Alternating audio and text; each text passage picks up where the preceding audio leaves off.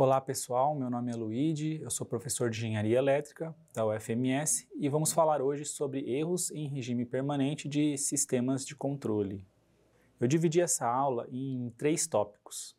Primeiro eu vou falar sobre o problema de rastreamento em regime permanente. Depois nós vamos falar como realizar o cálculo do erro em regime permanente para diferentes tipos de entrada, aplicando o teorema do valor final e utilizando um método de cálculo de constantes de erro para facilitar esse cálculo do erro em regime permanente. E no final nós vamos falar sobre projeto, como realizar o projeto do erro em regime permanente em malha fechada. Inicialmente falando sobre o problema de rastreamento em regime permanente. Os sistemas de controle eles têm basicamente 3 objetivos principais, que é a estabilidade, o projeto de transitório e o projeto de regime permanente, que é o que nós vamos focar hoje, que está muito ligado ao rastreamento. Entre esses 3 objetivos gerais aqui de um sistema de controle em malha fechada, nós temos a rejeição de distúrbio, que nós sempre lembramos que é um dos objetivos de um sistema de controle em malha fechada, como rejeitar turbulências dentro de um avião. Nós queremos que o sistema seja o mais imune possível aos distúrbios. O rastreamento da entrada, que é um dos objetivos principais que eu destaquei aqui, que é o que está relacionado ao tema dessa aula, e a estabilidade dinâmica. Embora não seja o foco dessa aula, a gente já tratou numa aula anterior, mas é um objetivo geral essencial dos sistemas de controle. Não adianta a gente projetar o regime permanente se o sistema não atender à estabilidade. Então, uma vez que o sistema atende à estabilidade, a gente pode projetar o erro em regime permanente. Esse problema de rastreamento está relacionado com diferentes complexidades dependendo daquilo que nós queremos rastrear.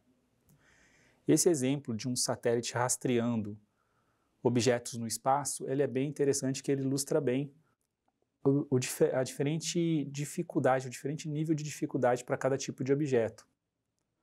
Por exemplo, rastrear um satélite que está em órbita geoestacionária, ele está parado, é um problema bem mais simples do que rastrear um satélite que está orbitando em velocidade constante. O satélite precisaria estar se movendo em velocidade constante. E é mais complexo tentar rastrear um foguete que não está só se movendo, mas está acelerando. É ainda mais difícil. Então, para cada tipo de situação é que nós vamos realizar um projeto diferente. Para o tipo de entrada que a gente tem, se a gente quer rastrear um objeto que está parado, está em movimento ou em movimento acelerado, isso vai mudar um pouco a forma de cálculo. Então vamos falar como calcular o erro em regime permanente. Bom, algumas definições. O erro em regime permanente é o erro entre a referência que eu desejo e a saída que o sistema tem quando o tempo tende a infinito. Se é um rastreamento de posição, é um erro de posição em centímetros, ou em graus, ou em radianos. Se é um rastreamento de temperatura, o erro está em graus Celsius, por exemplo, em unidade de temperatura. E análise em estados estacionários só tem sentido para sistemas estáveis, como eu comentei, o sistema tem que ser estável. A gente vai reforçar isso em alguns momentos, porque na hora de projetar o erro em regime permanente, aquele projeto de regime permanente pode implicar na instabilidade do sistema. Então, a todo momento, a gente precisa estar conferindo a estabilidade do sistema.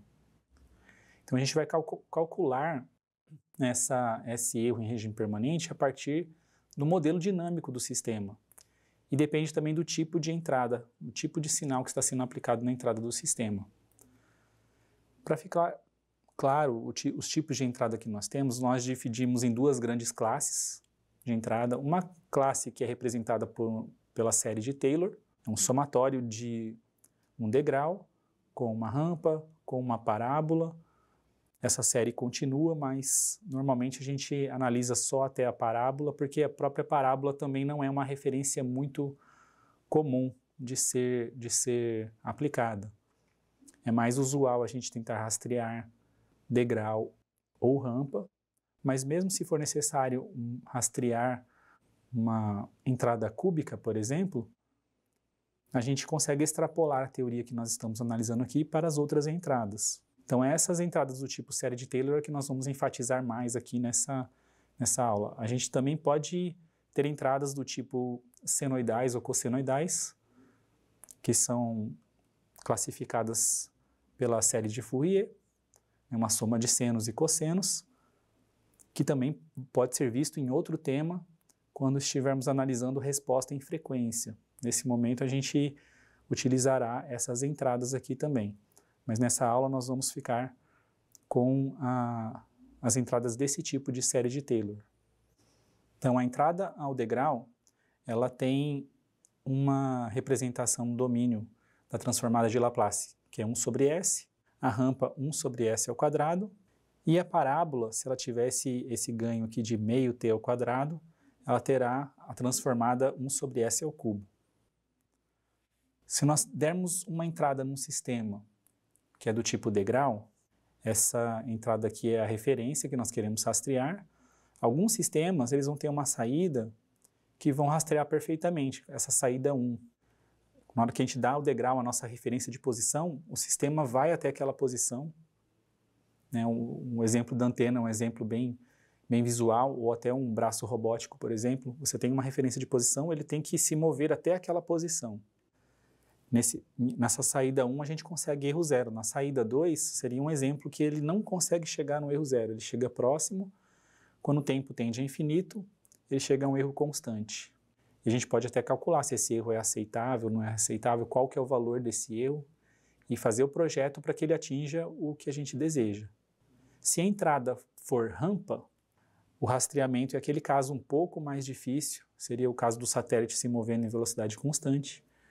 Então, para rastrear aquele objeto, vai ter alguns sistemas, como esse da saída 1 aqui, que ele vai conseguir erro zero. Mas tem a saída 2, que ela vai chegar a um erro constante, quando o tempo tende a infinito. E essa saída 3 é um exemplo que não consegue rastrear a rampa. Você tem uma referência que está andando e o seu sistema automático ele não consegue seguir aquela referência. O erro só vai crescendo no tempo. Então é um caso indesejável. Você tem uma entrada que você precisa rastrear, você não consegue rastrear aquela entrada, nem com erro constante. O cálculo do erro em regime permanente, em sistemas de controle, ele se baseia no teorema do valor final, que é esse que eu destaquei aqui nesse quadro. Se nós temos a equação do erro no tempo ou a equação do erro no domínio S, no domínio de Laplace, a gente consegue aplicar o limite de S e de S com S tendendo a zero, nós vamos obter o valor do erro quando o tempo tende a infinito. Mas dependendo da planta que a gente tem, se a gente tem uma planta que é o equivalente à malha fechada, que é a T de S, é o equivalente de uma realimentação. Ou se a gente tem a G de S, que é o nosso modelo do sistema dinâmico em malha aberta. Dependendo do que a gente tem, se é a T de S ou a G de S, o cálculo do erro é um pouco diferente. No caso da malha fechada, se a gente já tem a T de S, o cálculo do erro vai ser a saída, né, ou a própria referência de entrada, menos a saída do sistema. Vai dar o nosso erro. Então, basta a gente substituir o E de S no teorema do valor final, que chegamos às equações reduzidas aqui. Para a malha fechada equivalente, se nós substituirmos no lugar do erro, nós substituímos esse E de S que nós temos aqui, que é R menos RT, porque R vezes T é igual a C de S. Nós chegamos a essa expressão para o cálculo do erro em regime permanente, tendo disponível a função de transferência de malha fechada. E se nós tivermos a malha aberta, a G de S, nós conseguimos calcular o erro em regime permanente através do cálculo do erro desse sistema aqui de malha aberta, que é R menos E vezes G. Então, nós podemos fazer alguma manipulação algébrica, colocar o erro em evidência, nós vamos chegar na conclusão que o erro é R sobre 1 mais G. Então, nós ficamos com essa expressão que faz o cálculo do erro em regime permanente, tendo disponível não a T de S, mas tendo disponível a G de S. Uma das coisas que deixa essa disciplina um pouco mais complicada é que é saber que em alguns momentos nós estamos com uma função de transferência de malha aberta, em outros momentos nós estamos com uma função de transferência de malha fechada. Então, por isso a gente até convenciona, geralmente quando a gente fala G de S, nós estamos falando de uma malha aberta. Quando a gente chama, a gente nomeia T de S, nós estamos falando da malha fechada. Então, dependendo do caso, a gente aplica uma formulação diferente. O mais comum é nós utilizarmos a malha aberta, porque a malha aberta é o sistema físico real, é a antena, é o braço robótico, é o foguete, é o processo industrial. E a malha fechada é o resultado do nosso projeto, do projeto que nós temos desse sistema em malha fechada. Então, o mais usual é nós trabalharmos com a malha aberta. Vamos fazer então agora um exemplo de cálculo tendo a função de transferência equivalente, a T de S, a de malha fechada. Então, supondo que a gente tenha essa função de transferência, que ela representa um sistema físico em malha fechada, uma dinâmica, que é 5 sobre S ao quadrado mais 7S mais 10, é um sistema de segunda ordem. Como que a gente calcula o erro em regime permanente desse sistema? A gente usa aquela primeira fórmula que eu apresentei no slide 12, que a gente tem aquela fórmula da esquerda da malha fechada. Vai ser o limite com S tendendo a zero de SR de S vezes 1 menos a função de transferência que nós temos. Substituímos essa função de transferência aqui por aquela que foi dada. E a entrada R de S nós substituímos pela entrada que queremos analisar. Se for o degrau unitário, é 1 sobre S. Se for a rampa, é 1 sobre S ao quadrado. Se for parábola, 1 sobre S ao cubo. Então, quando multiplicamos por 1 sobre S, cancela o S da fórmula com 1 sobre S da entrada. E nós ficamos com o limite de 1 menos 5 sobre 10, porque S ao quadrado tende a zero, 7S tende a zero também. Então, 1 menos 0,5. A resposta do erro é 0,5. Significa que se a gente der um degrau unitário, a resposta do sistema vai chegar até 0,5 e vai ficar com erro 0,5 quando o tempo tende a infinito. Então, vamos falar, se a gente tiver a malha aberta, um sistema com a malha detalhada, dependendo do tipo do sistema de malha aberta, a gente vai ter uma resposta diferente. Então, o que é tipo de sistema? O tipo é um número de integrais, um número de polos em zero que a função de malha aberta possui. Lembrando que os polos são os valores de S que fazem com que a função de transferência vá para infinito.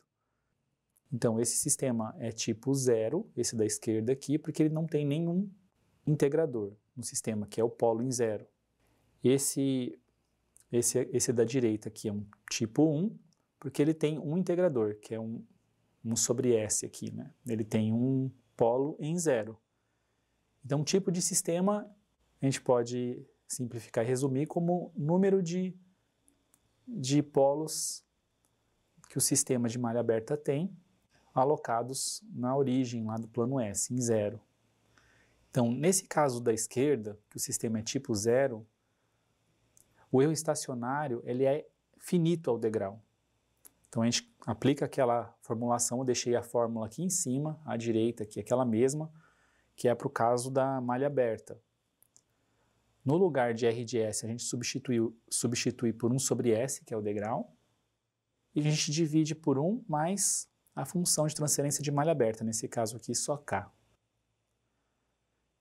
O resultado do cálculo desse limite, a gente cancela o S aqui, com 1 sobre S, e a gente fica com uma fração, 1 sobre 1 mais K.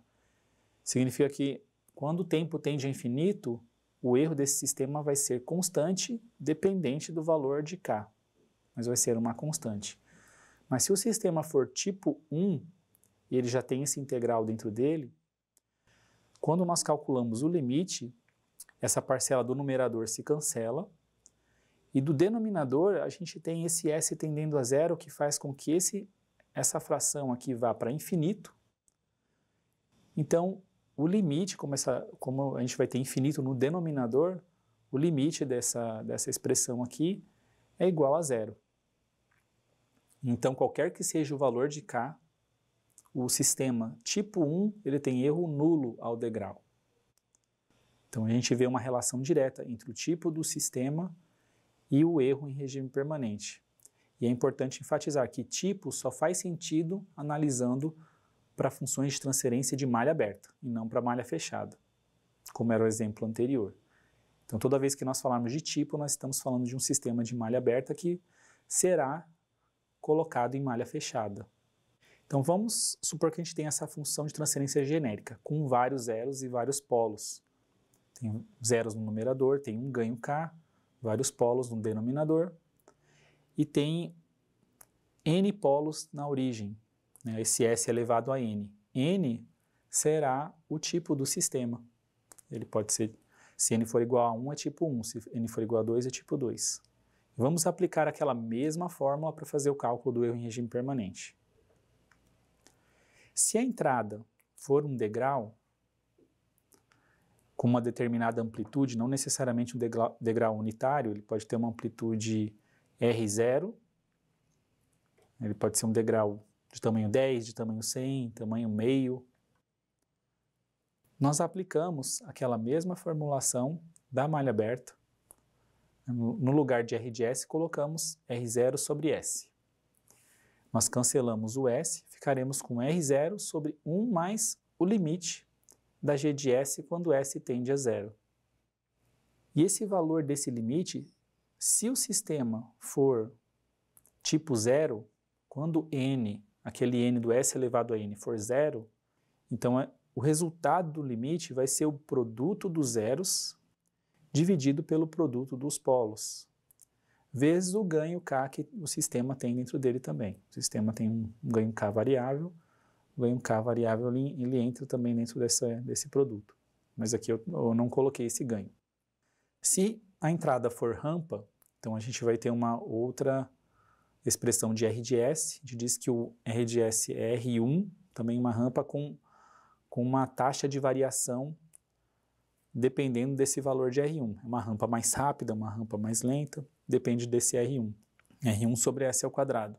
Como ele é sobre S ao quadrado, quando a gente substituir na forma original, a gente vai ficar com R1 sobre S. A gente cancela o S com S ao quadrado, sobra 1 sobre S. E quando a gente multiplica por S em cima e embaixo, a gente vai ficar com S vezes SG de S. E o limite tendendo a 0 faz com que esse S desapareça. Então, simplificando a expressão, a gente vai ficar com R1 sobre o limite de SG de S com S tendendo a 0. Então, o resultado desse limite, se o sistema G de S for tipo 1, vai ser exatamente igual ao caso de cima, se a função de transferência fosse tipo 0. A diferença é que aqui, para a entrada à rampa, a gente tem limite de S vezes G de S. Para a entrada ao degrau, a gente só tinha limite de G de S, sem ser multiplicado por S. E para uma entrada parábola, que a gente tem um valor R2 aqui, que seria a velocidade dessa parábola, ou a aceleração, melhor dizendo, dessa parábola, sobre S ao cubo, então a gente teria a substituição nessa forma original, fazendo as simplificações, a gente vai ficar com R ao quadrado, R2, não é R ao quadrado, é R2, dividido por limite de S ao quadrado vezes G de S. E isso faz aqui com que a gente tenha, para um sistema tipo 2, se a G de S for tipo 2, a gente vai ter exatamente o mesmo resultado desse limite. Por que esse tipo é importante? Porque se a gente não tiver na G de S um S ao quadrado no denominador, para cancelar com esse S ao quadrado do limite, quando eu faço o limite tendendo a 0, o valor vai para 0, né, por causa do S que já está multiplicando ali. Então, o resultado depende do tipo do sistema que a gente tem. Para aplicar bem esse conceito que eu expliquei nesse slide anterior, eu recomendo que você que está assistindo o vídeo faça esse exercício, considere essa função de transferência de malha aberta e considere diferentes tipos de entrada. Uma entrada ao degrau de amplitude 5, uma entrada à rampa com inclinação, com velocidade 5, e a entrada da parábola. E quando a gente aplica essas entradas e aplica na fórmula original, a gente vai poder calcular qual que é o erro em regime permanente para cada uma dessas diferentes entradas para esse sistema. Então é bem importante que você faça esse exercício para fixar o conteúdo, pause o vídeo e depois a gente continua no próximo slide. Nesse slide eu vou apresentar para vocês como realizar o cálculo das constantes de erro para simplificar o cálculo que foi feito no exercício anterior e que eu expliquei anteriormente. Existem 3 tipos de constante que a gente pode calcular: constante de posição, de velocidade ou de aceleração. Então a constante de posição é aquele limite de g de s com s tendendo a zero. A de velocidade, que a gente chama de kv, é o limite de s vezes g de s com s tendendo a zero. E o de aceleração, o Ka, é o limite de s ao quadrado de g de s com s tendendo a zero. Então, se a gente calcular essas 3 constantes para cada tipo do sistema, a gente consegue calcular o erro a partir dessas constantes. A gente pode, inclusive, ter uma entrada que é um somatório do degrau, da rampa e da parábola, uma entrada que está representada como uma soma de série de Taylor, que nós falamos no começo, e o erro ele pode ser calculado como um somatório também. Ele vai ser a amplitude do degrau R0 sobre 1 mais Kp, mais o erro a rampa, que é R1 sobre Kv, mais o erro a parábola, mais R2 sobre Ka. Se nós tivermos só essas 3 entradas. E cada tipo de sistema já tem um valor esperado de Kp, Kv e Ka. Essa tabela, ela ilustra bem esse valor esperado.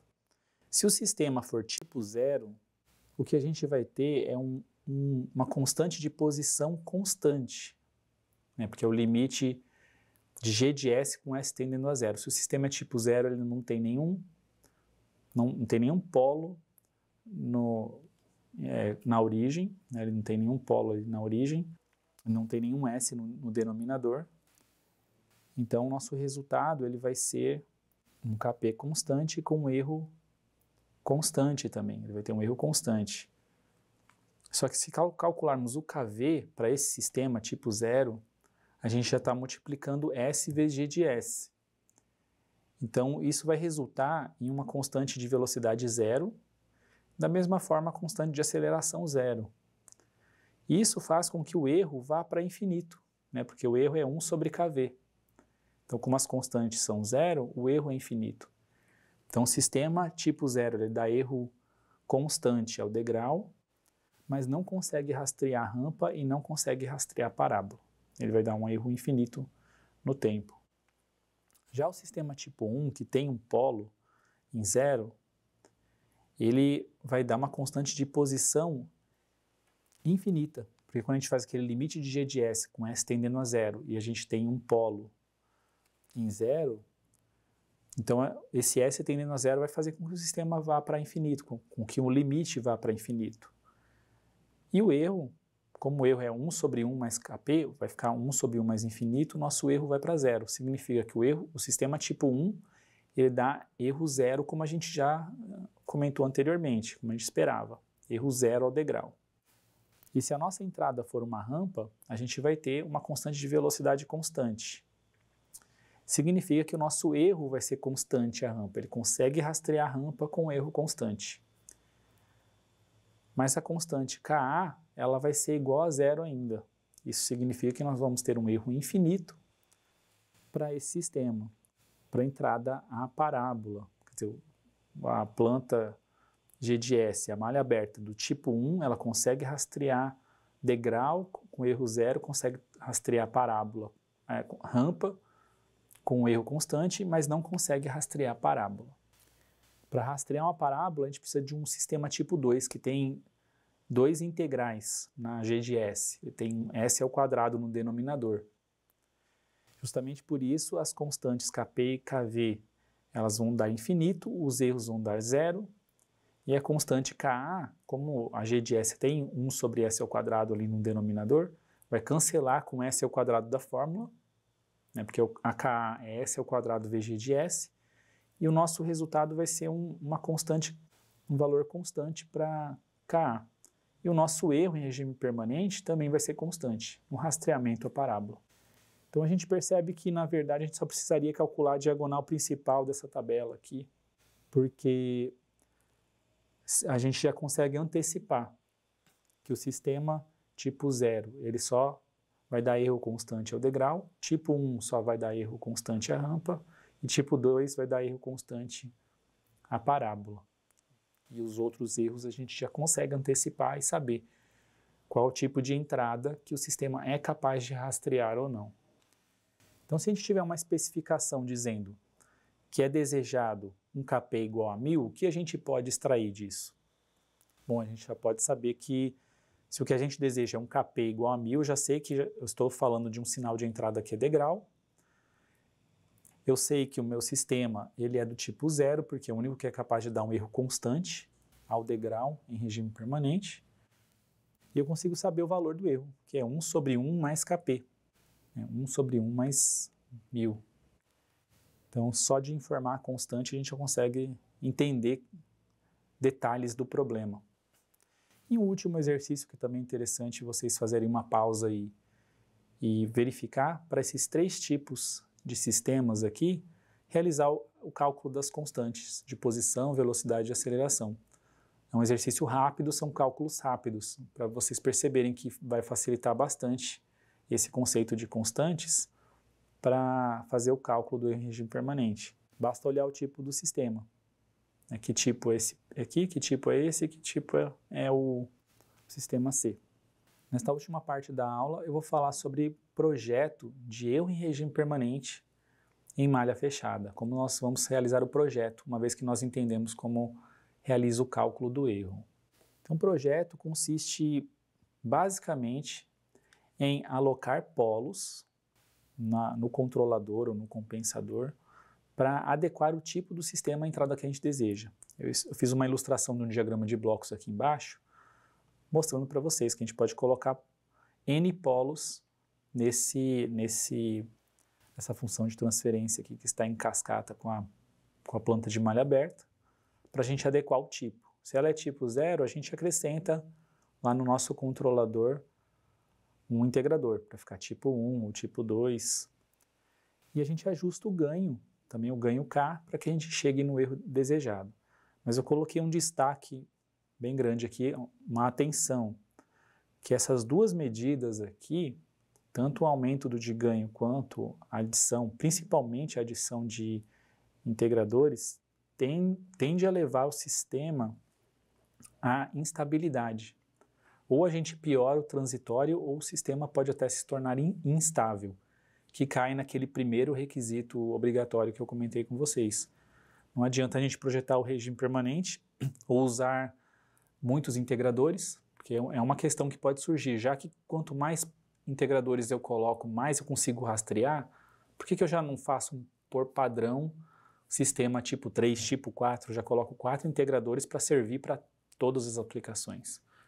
E o motivo é justamente esse, a cada integrador que a gente coloca, ou a gente piora a resposta transitória do sistema, a dinâmica, ou a gente leva o sistema à instabilidade. E nos exemplos que eu vou mostrar para vocês vai ficar bem clara essa situação. Um exemplo que eu acho bastante interessante, que é esse exemplo de sistema tipo 1, que é o sistema com integral, que o nosso livro-texto que nós utilizamos na disciplina, o livro do Norman Easy, ele normalmente ele costuma utilizar, que é o exemplo da antena, um exemplo de uma antena que está sendo controlada, tem um atuador para fazer a posição dessa antena variar. Eu coloquei umas imagens de antenas reais semelhantes a essa, elas podem ser muito grandes, e elas estão rastreando objetos, elas precisam de um controle de rastreamento. Então, suponha que essa função de transferência, que representa a dinâmica desse sistema, seja esta G de S, 1 sobre S vezes S mais 2. Ela é tipo 1, porque tem S elevado a 1, e ela está inicialmente aqui em malha aberta, e o objetivo do projeto é projetar o controlador para que a gente tenha erro 0.1, um erro constante para uma entrada à rampa, é como se eu quero rastrear um objeto em rampa, e depois tentar fazer a mesma coisa para projetar, para a gente ter erro 0 para a entrada da rampa. Como que a gente realiza esse projeto? E se possível, eu vou tentar colocar para vocês uma animação que mostra essa função de transferência. Aqui, primeiramente, em malha aberta, de um modelo de simulação, que eu tenho um Simulink que ilustra essa antena se movendo. A gente pode mostrar aqui nesse momento, nesse slide em malha aberta. E quando a gente for analisar a resposta, a gente vai mostrando também as animações em malha fechada. Então, primeiramente, a resposta em malha aberta, ela, como a gente espera, se ela é tipo 1, uma vez que a gente coloca uma entrada ao degrau, a gente vai ter uma resposta constante.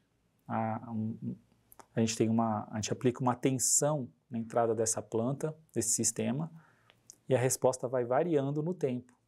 É como se a antena estivesse variando e andando, só que a gente não está rastreando porque está em malha aberta.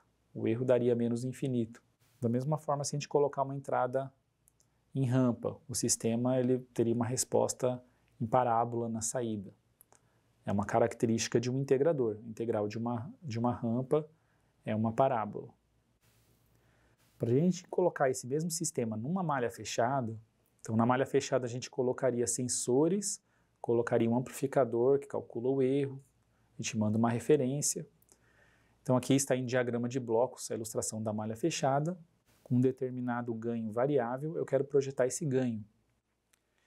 O cálculo do equivalente malha fechada desse sistema, eu mostro aqui nessa expressão. A gente vai ter uma função de transferência de malha fechada e o denominador dessa função de transferência depende de K. É um polinômio que depende de K. Então, os polos do sistema de malha fechada dependem de K também. Então, a dinâmica do sistema vai variar. A gente vai falar sobre isso até em outras aulas também. Mas, nesse momento, quando a gente vai fazer o cálculo do erro, a gente vai perceber que o erro, dependendo do tipo de entrada, ele vai depender de K ou não. Como o sistema é tipo 1, como esperado, ao degrau, na hora que a gente vai calcular o Kp, a gente vai ver que o nosso Kp é infinito e o erro vai ser 0 para a entrada ao degrau. E para a entrada à rampa, com R sendo 1 sobre S ao quadrado, o nosso erro do sistema vai ser 1 sobre Kv. E Kv ele vai ser igual a K sobre 2 para esse sistema. Porque a gente vai fazer S vezes G de S com S tendendo a 0. A gente pode verificar pela G de S que foi colocado ali. O S do numerador cancela com S do denominador, vai sobrar K sobre 0 mais 2. K sobre 2. E o nosso resultado do erro é 2 sobre K. Ou seja, quanto maior o ganho K, menor o erro à rampa. A gente consegue calcular até quanto que é o valor desse erro à rampa quando a gente for ajustar o ganho K. Então, colocando esse sistema em malha fechada e fazendo um teste da resposta do sistema ao degrau e à rampa para K igual a 1 inicialmente, a gente vai perceber que a resposta ao degrau desse sistema ela vai dar erro 0, significa que o sistema é capaz de rastrear o degrau também, né, do sistema com erro 0, independente do valor de K. E a entrada à rampa do sistema, ela vai dar um erro que é 2 sobre K. Como K é igual a 1 nesse caso, eu sei que o erro é igual a 2. E a gente percebe pelo gráfico aqui que o sistema, quando ele atinge o tempo de 8 segundos, ele vai chegar a um valor de saída igual a 8. E a gente vai ter um erro aqui de 2, justamente porque a gente pode perceber pelo gráfico que ele chegou em 6 quando a minha entrada chegou em 8. Então, a antena está quase conseguindo rastrear a rampa, mas ele consegue rastrear, mas não com erro 0, com erro constante. E eu também, Se possível, vou colocar também para vocês aqui uma animação para mostrar nessa configuração aqui de malha fechada com ganho 1, a antena rastreando a referência. E se nós projetarmos para que o erro, a rampa, seja 0,1, com ganho K igual a 20, então a gente, por aquela fórmula do erro, a gente percebeu que o erro é 2 sobre K, para que o erro seja 0,1, a gente precisa ter esse K igual a 20, a gente chegaria no erro 0,1. A nossa resposta de rastreamento à rampa fica muito melhor, quer dizer, a gente consegue rastrear ainda a rampa com um erro menor do que aquele caso anterior com ganho 1. Um erro de 0,1, a gente pode perceber que pelo gráfico visualmente ele chega nesse valor mesmo. Quando a rampa está em 8, perto de 8, a gente deve estar chegando aqui em torno de 7,9, que é o erro 0,1.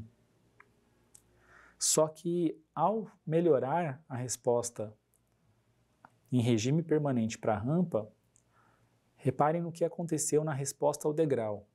O sistema também tem erro 0 em regime permanente ao degrau, mas o sistema ficou mais oscilatório. A resposta ficou mais subamortecida. Então significa que essa antena, na hora de rastrear o degrau, ela ficaria oscilando em torno do ponto. O que, dependendo da aplicação, isso não é desejável. A gente não gostaria, por exemplo, numa indústria que a gente tem um braço robótico que precisa sair de um ponto para o outro, a gente não quer que o braço fique assim, balançando, para depois pegar o objeto e depois balança para chegar em outro ponto. A gente quer que seja mais amortecido. Então, se a gente melhora o erro em regime permanente para o sistema, tanto a rampa quanto ao degrau, a gente já tem um erro bem pequeno a rampa, a gente continua com o erro 0 degrau, mas o transitório piorou. Então é um caso que ilustra que a gente precisa realmente tomar cuidado na hora de projetar o regime permanente, que a gente está afetando o transitório. Da mesma forma, se possível, a gente vai colocar uma animação mostrando esse rastreamento à rampa e o rastreamento ao degrau para esse sistema com esse ganho. Ele já conseguia rastrear a rampa, só que ele rastreava com um erro maior, agora vai rastrear com um erro pequeno, ainda não 0. Mas se a gente quiser projetar para que ele rastreie com erro 0 a rampa, então a gente precisaria colocar n igual a 1, a gente precisaria colocar um integrador no sistema de malha fechada. Aqui na nossa malha fechada, teria que colocar um integrador em cascata no controlador. E teoricamente, o erro é 0 a rampa e também ao degrau, porque a gente mudou o sistema para que ele seja tipo 2. Mesmo com n sendo igual a 1, a GDS já tem um integral dentro dele também. Então, o cascata dos dois, ele é tipo 2. Mas quando a gente opera em malha fechada, dessa forma aqui, com um ganho K sobre S, a gente modificou a função de transferência de malha fechada. E para quem já se lembra do cálculo de estabilidade de funções de transferência, a partir do denominador da função de transferência, se houver algum termo faltando, já é uma condição suficiente para a gente afirmar que esse sistema é instável. Porque a gente tem aqui uma função de terceira ordem, s ao cubo, mais 2s ao quadrado, mais 0s, o termo que multiplica s aqui é 0, não tem, mais k. Por causa desse termo faltando, já é uma condição que a gente pode antecipar e dizer que esse polinômio contém raízes no semiplano direito. Então, essa alteração fez com que o sistema se tornasse instável. E a gente pode fazer também uma animação para confirmar, por meio da simulação, essa característica. O sistema operando de maneira instável, como ficaria? A antena ela vai ficar indo para um lado, para o outro, girando até infinito, né? Na prática, essa antena seria destruída, né? Essa planta pode ser danificada, se não for interrompida a instabilidade. Então é um caso indesejável. E então, nesse sentido, para a gente poder alcançar esse erro zero, a gente precisa fazer o projeto também transitório. E o que é feito na prática é colocar não somente um integral sozinho, mas colocar um zero em cascata com esse controlador, que é um tema que nós trataremos nas próximas aulas. O projeto de transitório é algo mais complexo e que exige várias técnicas e várias aulas para falar sobre isso. E para encerrar, eu deixo esse exercício para que vocês apliquem esse conhecimento para realizar projeto. O objetivo desse exercício é encontrar esse ganho K necessário, de modo que o erro de estado estacionário seja 10%.